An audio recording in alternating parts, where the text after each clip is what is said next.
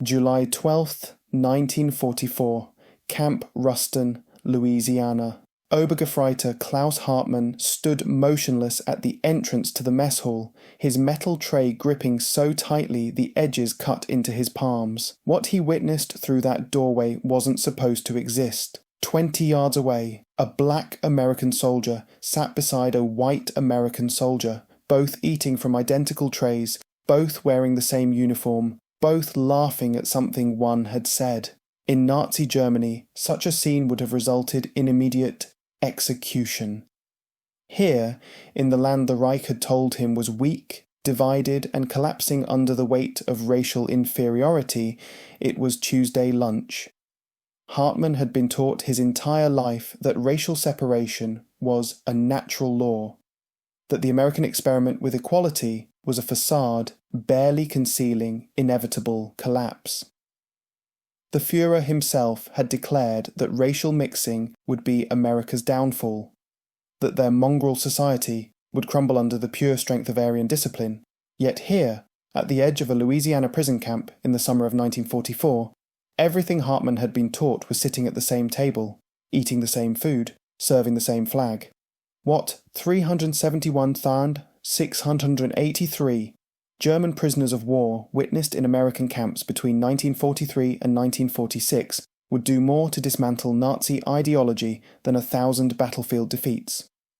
The cognitive weapon that shattered their worldview wasn't propaganda or re-education films. It was something far simpler and far more devastating.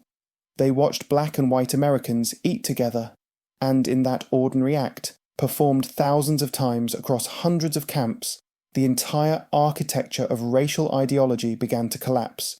To understand what Klaus Hartmann saw that day, you must first understand what he expected to see. German prisoners arriving in America between 1943 and 1945 carried more than just the physical baggage of defeat. They carried 12 years of systematic indoctrination about race that had been woven into every aspect of their education, military training, and daily life. From 1933 onward, Nazi racial theory had been embedded in German schools as scientific fact. Children learned that humanity was divided into distinct hierarchies with Aryans at the apex and other races arranged in descending order of worth. By the time these boys became soldiers, the concept of racial separation wasn't a political opinion. It was reality itself, as fundamental as gravity. The Wehrmacht education program reinforced this at every level. Soldiers received pamphlets specifically about America, describing a nation torn apart by racial conflict. One widely distributed document, preserved in National Archives Record Group 242, described American cities as battlegrounds where different races fought for dominance, where miscegenation had produced a weakened populace, where the natural order had been violated with predictable results. According to Nazi military education materials, America was winning the war not through strength but through sheer industrial luck, and that luck was running out as racial tensions inevitably tore the country apart. Lieutenant Friedrich Weber, captured at Kasserine Pass in February 1943, would later write in his memoir published in 1978 that he had been taught America employed separate armies for different races, that these armies refused to fight alongside each other, that coordination between them was nearly impossible. The training materials suggested that black soldiers were poorly equipped, badly trained, and used primarily for labour rather than combat because they lacked the intelligence for modern warfare. This wasn't fringe ideology believed by fanatics. This was standard Wehrmacht education delivered to millions of soldiers as established fact. When Unteroffizier Hermann Schneider was captured in Tunisia in May 1943, he carried in his pack a copy of a military newspaper that featured a cartoon showing American soldiers of different races pointing weapons at each other, while a German soldier looked on in confident amusement. The caption read, "The enemy defeats himself." The prisoners expected to find an America that confirmed everything they'd been taught. They expected to see racial conflict, segregated facilities that barely functioned, a society straining under the impossible weight of trying to treat unequal races as equals. What they expected to find was chaos barely contained. What they found instead would require them to question everything they'd ever been told about the world.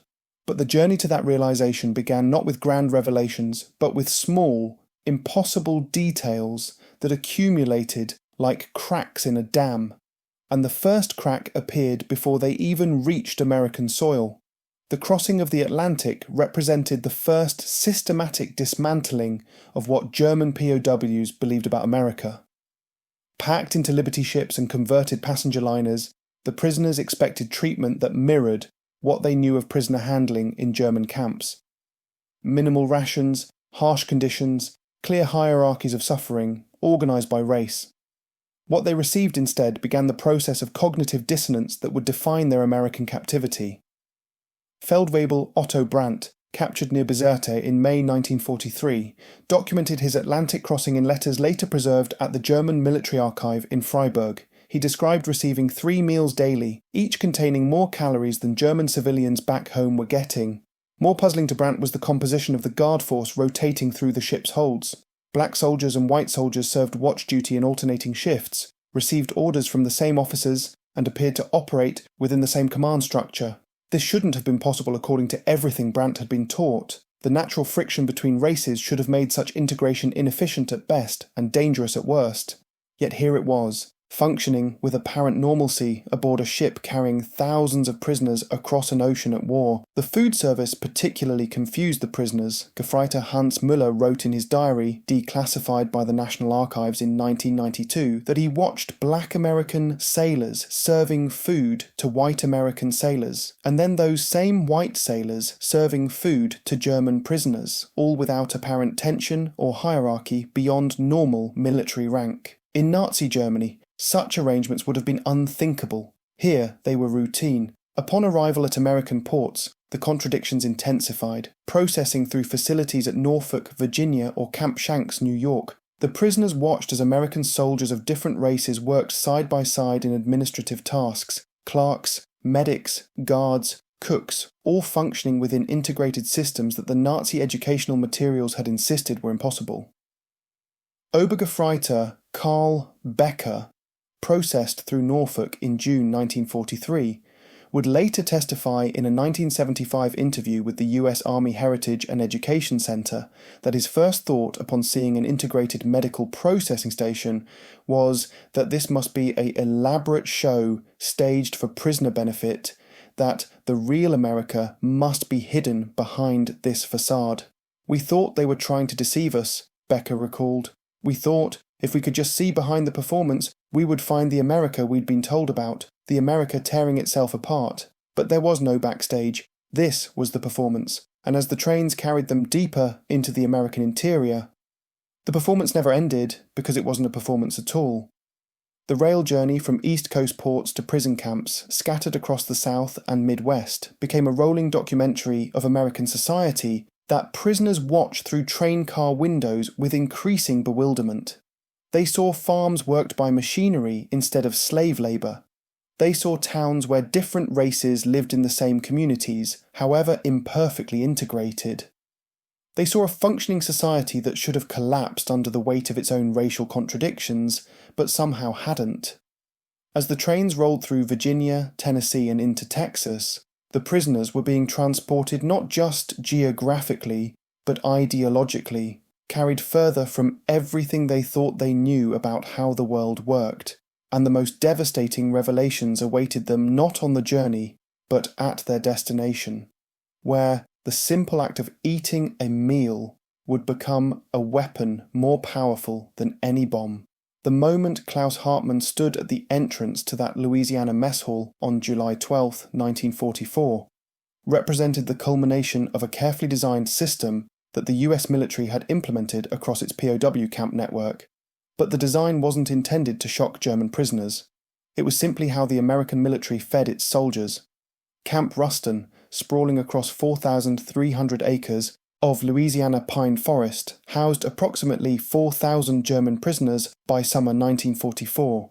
Like most American POW facilities, it had been constructed rapidly in 1943 to handle the flood of prisoners taken in North Africa and Sicily. The camp's mess facilities served not just prisoners, but also American military personnel assigned to guard duty, administration, and support functions. According to quartermaster records preserved in National Archives Record Group 389, Camp Ruston operated under standard military guidelines that made no racial distinctions in meal scheduling or seating arrangements for American personnel. German prisoners ate in designated areas at designated times, but they ate in facilities that during other hours served integrated American military staff.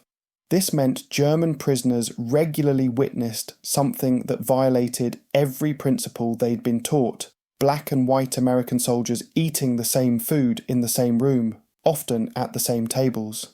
Unteroffizier Paul Schmidt, held at Camp Ruston from July 1944 through May 1945, kept detailed notes that his family donated to the Louisiana State University archives in 1989. Schmidt documented seeing American mess halls where race appeared irrelevant to seating arrangements, where black soldiers sat beside white soldiers without apparent tension or separation, where the only hierarchy that mattered was military rank. "The first time I saw it, I thought there must be a punishment taking place," Schmidt wrote.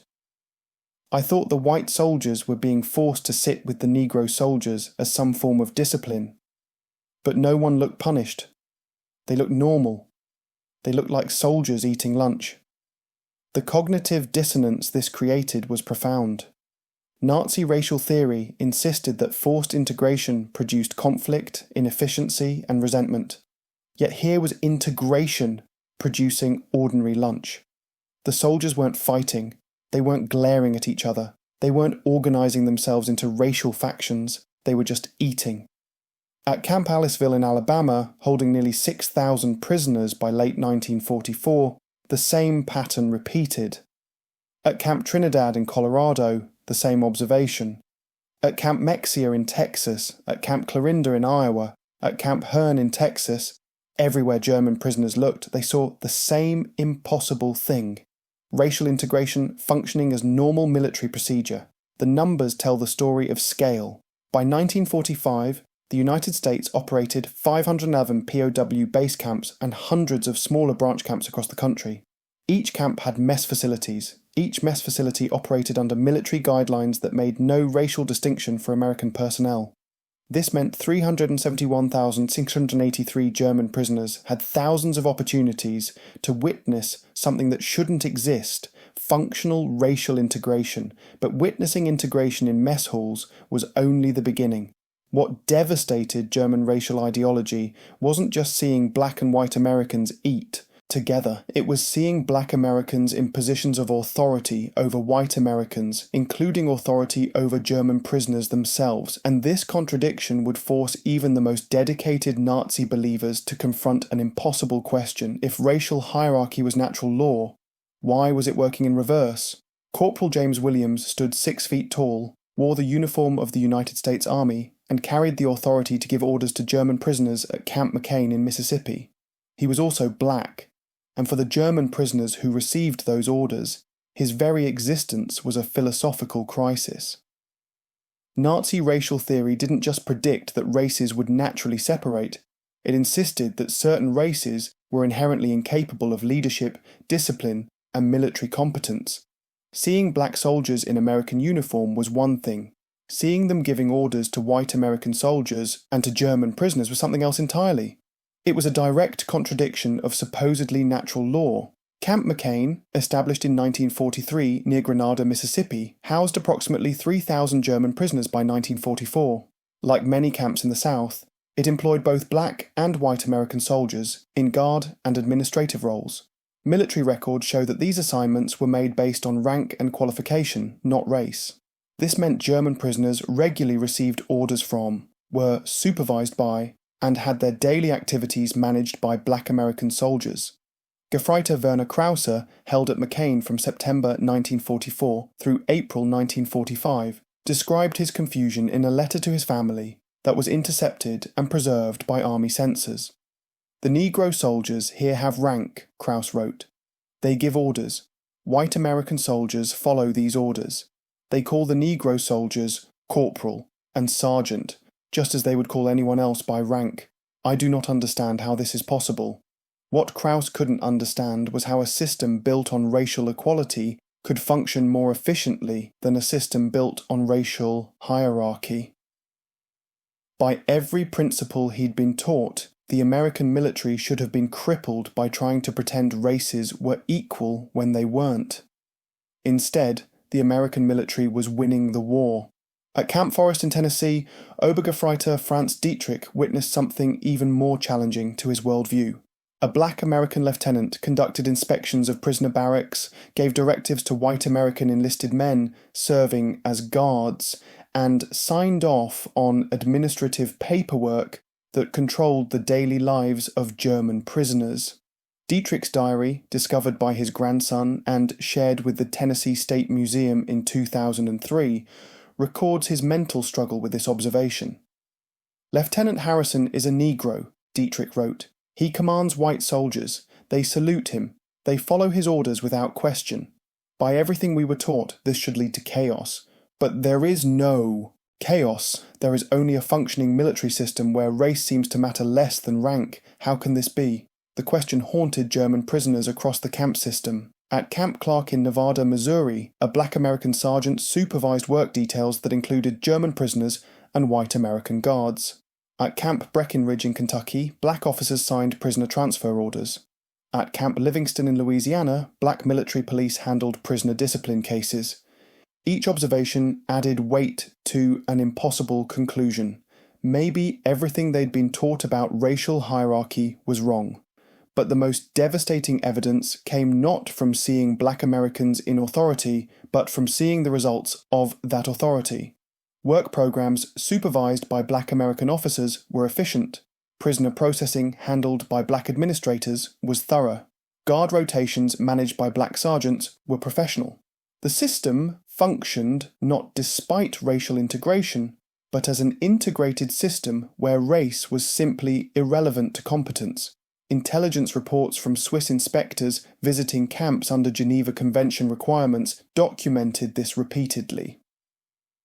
An inspection report from May 1944, preserved in Swiss Federal Archives, noted that Camp Concordia in Kansas operated with exemplary efficiency, despite employing military personnel of various races in all levels of camp administration from command to clerical functions. The Nazi explanation for American military success had always been that it succeeded despite its racial diversity, that it won through sheer industrial capacity, overwhelming its internal weaknesses.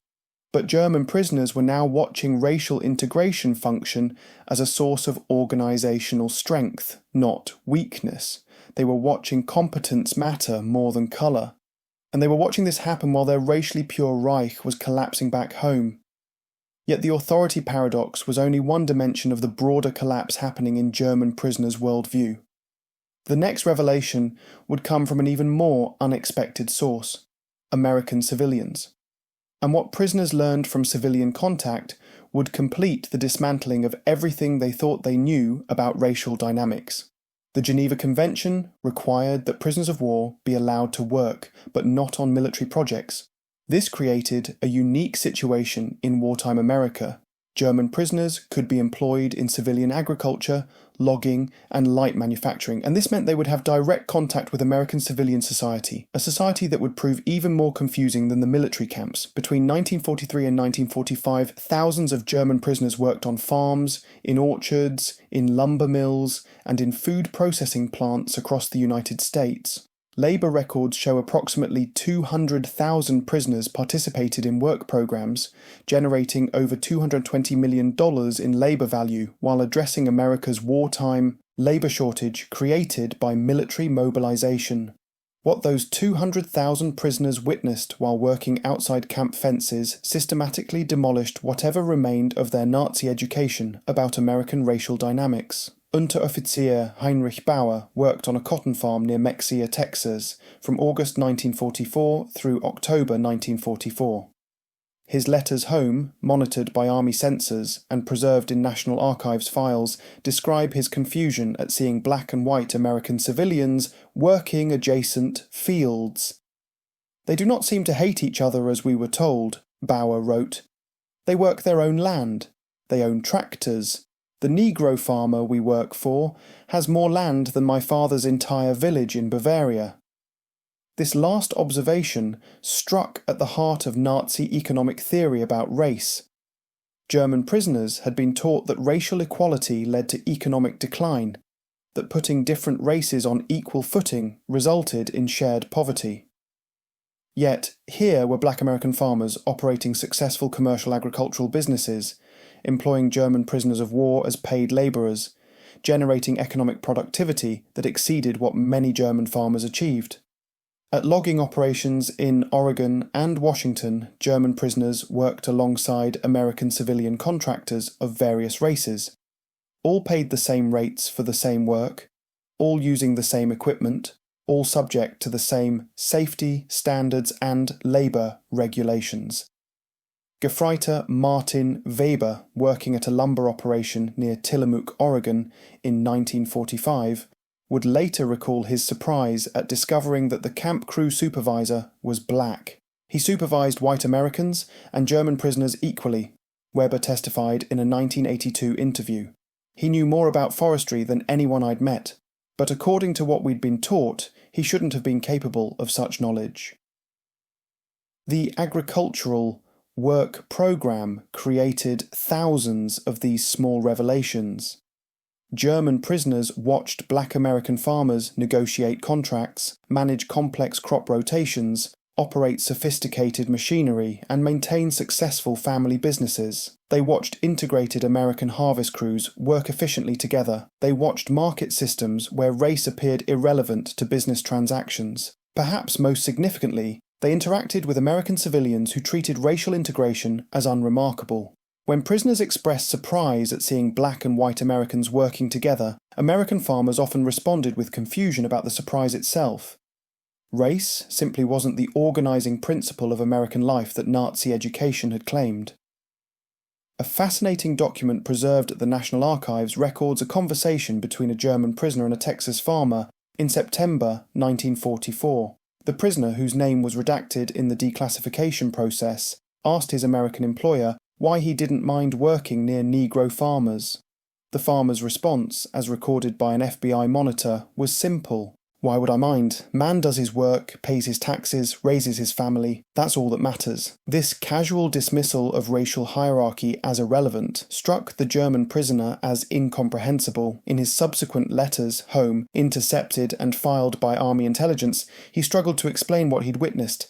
They don't seem to think about race the way we were taught they do, he wrote. They think about work and crops and weather. Race is there, but it doesn't control everything the way we were told it must. The work program had created an enormous unintended consequence. It had given hundreds of thousands of German prisoners direct access to American civilian life, and that access had revealed the fundamental lies at the heart of Nazi racial theory. Integration wasn't tearing America apart. It was simply how America functioned. But the most powerful challenge to Nazi ideology was yet to come. It wouldn't come from watching American society function. It would come from watching American power, from seeing exactly what a diverse, integrated nation could produce when it mobilized. And those revelations would arrive not from farms or work sites, but from something far simpler: the daily rations that prisoners received. The mathematics of abundance became a weapon against ideology, and German prisoners confronted that weapon 3 times a day, every day, for the duration of their captivity. According to quartermaster regulations preserved in army supply documents, German prisoners in American camps were entitled to rations equivalent to what American soldiers received. This meant 4,000 calories daily, compared to the 2,000 calories German soldiers received at the front, and the 1,800 calories German civilians received at home under wartime rationing. But the quantity of calories was only part of the calculation. The composition of those calories told a story about American productive capacity that prisoners found impossible to reconcile with Nazi claims about a nation weakened by racial diversity. Camp Concordia in Kansas maintained detailed meal records that have been preserved at the Kansas State Historical Society. A typical daily menu in August 1944 included eggs, bacon, white bread, butter, jam, fresh milk, coffee with sugar for breakfast, roast beef, potatoes, gravy, corn, bread, butter, pie, and milk for lunch, ham, sweet potatoes, green beans, bread, butter, cake, and coffee for dinner. This menu wasn't special, this was standard. 7 days a week for 371,683 prisoners across 511 camps for the duration of their captivity. Obergefreiter Josef Becker, held at Concordia from June 1944 through May 1945, calculated the implications in a letter to his brother that army censors preserved. "They feed us better than German soldiers eat," Becker wrote. "They feed us better than our families at home eat, and they feed their Negro soldiers the same food. How is this possible? Where does this food come from? We were told their economy was failing, that different races fighting over limited resources meant scarcity, but there is no scarcity, there is more food than anyone can eat." The numbers supported Becker's calculations. US agricultural production in 1944 exceeded 1939 levels by 33%, despite 12 million men being mobilized for military service. American farms, operated by remaining farmers using mechanized equipment and employing both black and white labor, produced 12.1 billion bushels of grain, 3.4 billion pounds of butter, and food exports that fed not just American forces but Allied nations across the globe. German prisoners saw the results of this production 3 times daily, fresh meat several times weekly, fresh milk daily, white bread that German civilians considered a luxury, sugar in quantities that exceeded monthly German rations in a single meal, coffee without substitutes, chocolate as a regular distribution item. At Camp Hearn in Texas, prisoners received packages from the American Red Cross that included luxuries that had disappeared from Germany years earlier. A single Red Cross package contained corned beef, salmon, liver pâté, cheese, butter, biscuits, jam, chocolate, sugar, coffee, and cigarettes.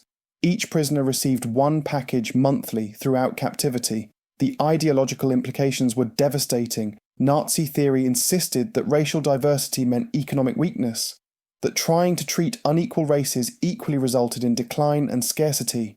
Yet here was America, the most racially diverse Western nation, producing abundance that Germany with its racial purity couldn't match. Gefreiter Hans Dieter calculated what he called the productivity paradox in his diary, preserved by his family and donated to the German Historical Museum in Berlin in 1995. Dieter noted that American farms employing both black and white workers produced per-acre yields that exceeded the best German agricultural regions. American factories with integrated workforces produced more steel, more vehicles, more machinery than German factories could achieve. American mines operated by diverse crews extracted more coal, more copper, more of everything.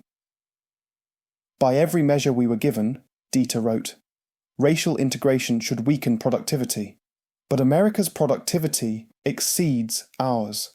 Their diversity is not making them weaker. It is making them stronger. Or perhaps diversity was never the weakness we were told it was. Perhaps the weakness was in our thinking. The food itself became evidence of a system that functioned better than the ideology that claimed to be superior.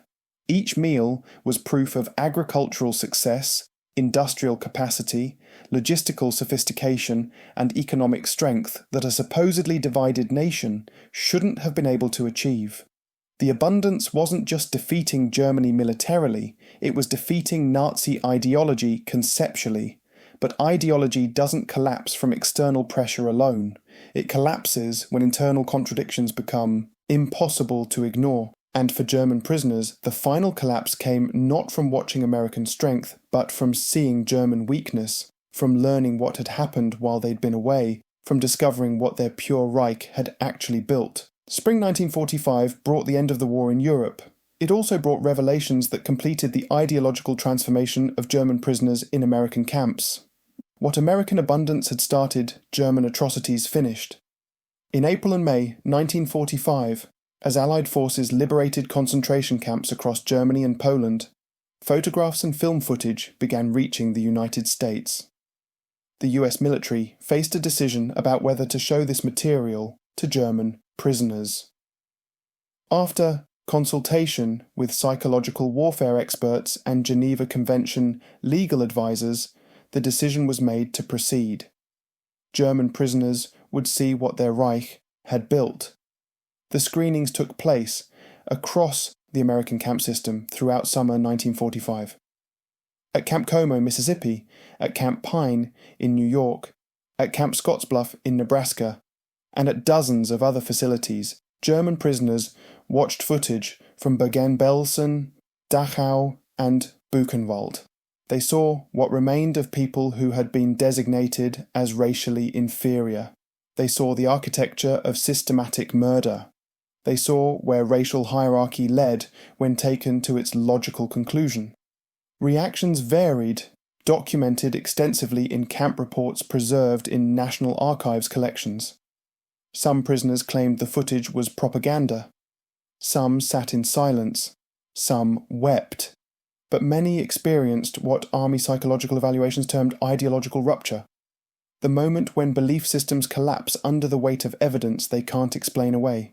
Obergefreiter Klaus Hartmann, the soldier who had stood confused at that Louisiana mess hall entrance in July 1944, watched the liberation footage at Camp Ruston in June 1945. His reaction was recorded in a letter to his wife that Army censors preserved in his file. "I saw what we built with our purity," Hartmann wrote. "I saw where our ideology led, and I remember the American soldiers, black and white together, who defeated us. Perhaps they won not despite their equality, but because of it. The juxtaposition was impossible to ignore." German prisoners had spent months or years watching racial integration function in American camps, while the racially pure Reich had been building extermination facilities. They'd watched black and white Americans work together efficiently, while the Aryan master race had been industrializing genocide. They'd been fed by an integrated supply system, while racial purity had led to mountains of corpses. Post-war surveys conducted by US military intelligence between 1945 and 1946 documented the extent of ideological transformation. Of prisoners repatriated to Germany in 1945 and 1946, approximately 74% indicated that their views on race had changed during captivity. When asked what caused this change, the most common responses involved direct observation of racial integration functioning successfully in American military and civilian settings. Follow-up studies conducted in the 1950s and 1960s tracked what happened to these men after repatriation. Many became influential voices in rebuilding Germany, bringing with them first-hand knowledge that racial diversity didn't weaken nations, it could strengthen them. When the Federal Republic of Germany developed its post-war constitution, including strong anti-discrimination provisions, former prisoners of war were among the voices arguing that Germany's future must look different from its past. Hermann Schneider, the Unteroffizier who had carried anti-American cartoons in his pack when captured in Tunisia in 1943, returned to Germany in 1946 with different ideas. He became a schoolteacher in Bavaria, and when interviewed in 1978 about his teaching methods, he explained his approach. "I tell my students what I was taught about race, then I tell them what I saw in America. Then I ask them which system won the war and which system built death camps. The answer teaches itself." The ultimate irony was that America's racial integration, which Nazi ideology had predicted would be America's fatal weakness, became the experience that destroyed that ideology in the minds of German prisoners. They'd arrived in America expecting to find confirmation of everything they'd been taught. Instead, they found refutation. They came as prisoners convinced of German superiority. They left as witnesses to a different possibility. Klaus Hartmann returned to Germany in March 1946, processed through repatriation camps, and eventually made his way back to his family's farm in Bavaria. In 1949, he received a letter from Louisiana. It was from Corporal James Williams, the black American soldier who had supervised work details at Camp Ruston. Williams wrote about his own post-war life, about returning to Mississippi, about continuing to serve in an army that was slowly, imperfectly, but inexorably integrating further. Hartmann kept that letter until his death in 1987. His daughter donated it to the Bavarian State Archives along with her father's war papers. In a note attached to the donation, she explained that her father had told her the letter represented the moment I understood that the war had changed everything, including what we believed about people. The American POW camp system held 371,683 German prisoners between 1943 and 1946. They came as enemies, indoctrinated in an ideology that taught racial hierarchy as natural law.